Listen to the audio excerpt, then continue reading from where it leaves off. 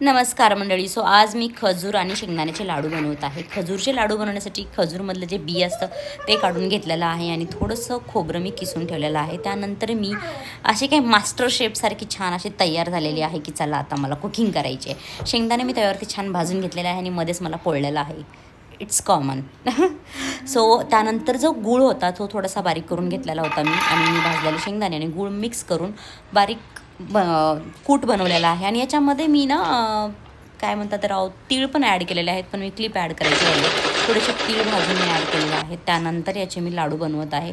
शेंगदाण्याचे लाडू बनवायला थोडंसं अवघड जातं. कुणाला ट्रिक माहिती असेल तर सांगा, कारण याची बाइंडिंग लवकर होत नाही. आता खजूरचे लाडू बनवण्यासाठी पंपकिन सीड आणि सनफ्लॉवर सीड मी आधी थोडेसे म्हणजे जस्ट रोस्ट करून घेतलेले आहेत.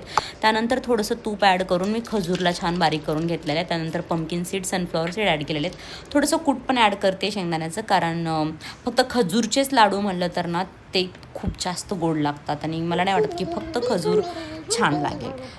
मी असं त्याच्यामध्ये थोडंसं ॲड केलेलं आहे. आणि जे मी खोबऱ्याचं कीस बनवून ठेवलं होता त्याची ही अशी कोटिंग करून घेतलेली आहे. अशा पद्धतीने हे माझे शेंगदाण्याचे लाडू तयार झालेले आहेत, कारण ही पहिलीच माझी ऑर्डर होती जी कोणीतरी मला दिली होती. मला छान वाटलं. तुम्ही बघू शकता किती छान परफेक्ट लाडू बनवले आहेत, पण माझे हात फार दुखत आहेत यार. आणि माझ्याकडे कंटेनर्स होते तर मी असं त्याला छान पॅकिंग केलेली आहे.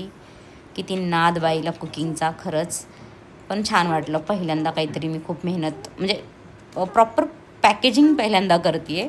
जसं बनवते मी बऱ्याच वेळा लाडू, पण हे कमर्शियल म्हणजे कुणाला तरी देण्यासाठी पहिल्यांदाच बनवलेले आहे. Thank you so much for watching.